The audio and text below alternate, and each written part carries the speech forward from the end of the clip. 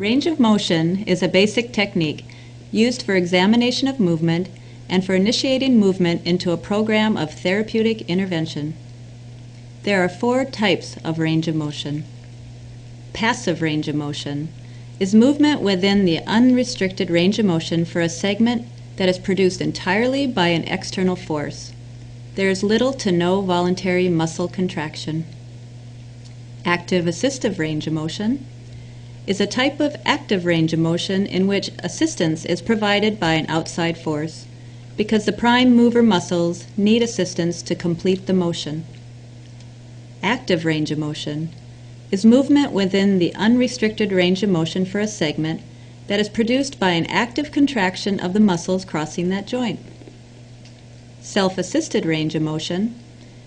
The patient is taught to use the stronger extremity to move the involved extremity through ranges of motion. So I'm going to reposition the pillow to get it out of the way. And for your hand positioning, you're going to want one hand on the wrist and one supporting the elbow so they're crossed. With that crossing, you'll see that your motion moves quite fluidly. And also you want your legs spread out just a little bit so that you can move with the motion. And right now we're doing shoulder flexion and extension.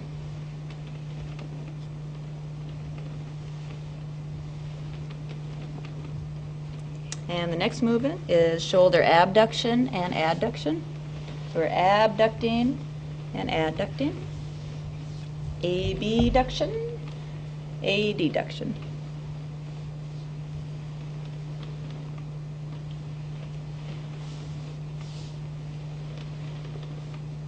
And next is shoulder internal rotation and external rotation.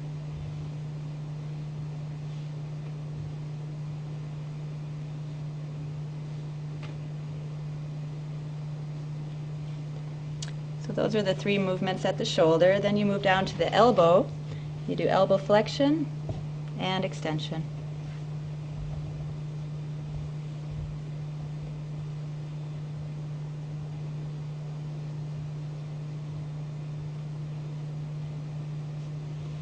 And then supination and pronation.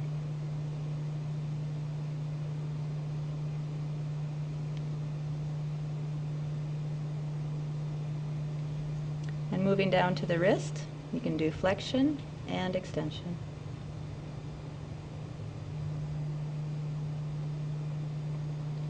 Also, you can just be big circles so you can get all the motions at once.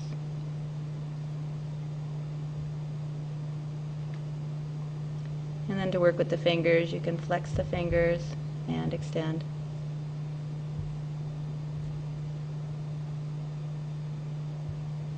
You can take the thumb and go across the hand and back.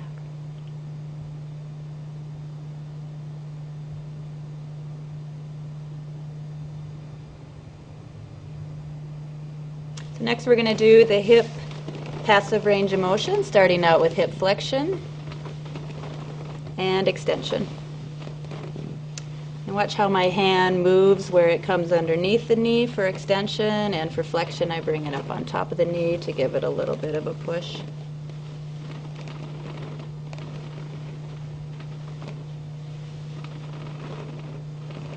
And then hip abduction and adduction.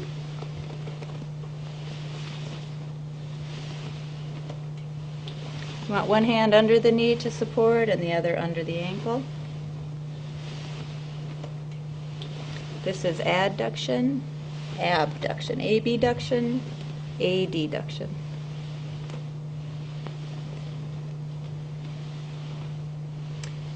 The next is internal and external rotation. You can bring the leg up into a 90 degree at the knee and the hip.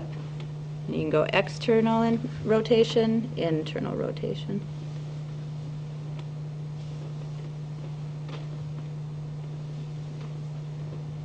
If there's precautions to not flex the hip, you can also do that with the leg straight.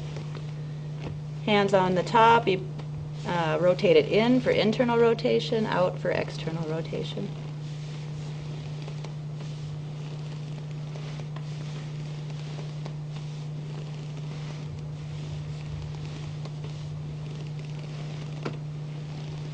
For the knee, you can also get a little bit more range if you bring up the heel towards the bottom.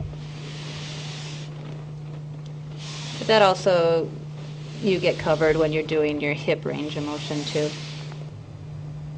And finally, the ankle range of motion. I'm going to do this passively also. I'm going to bring the foot up, toes up, and toes down. So that's dorsiflexion, plantar flexion. Dorsiflexion, plantar flexion. And you can do big circles, so you also get eversion and inversion involved.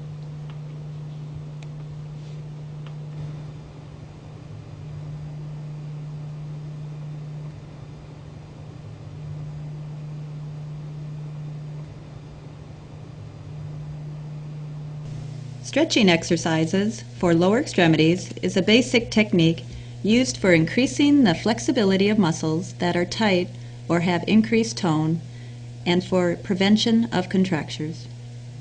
And is it okay if I get up onto your bed?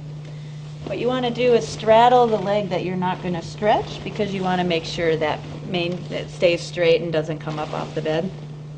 And then bring up the leg that you're going to stretch. You can either support it with your hand underneath, and then you want to make sure you're over the knee to keep that straight. If that's too tiring for your arm, you can rest it onto your shoulder and stretch that way. And for stretching, you want to hold it between 30 and 60 seconds, or if it's a patient that has spasticity, you want to hold it longer for about 2 minutes. All right, and lower that leg back down slowly. And next we're going to stretch the heel cord.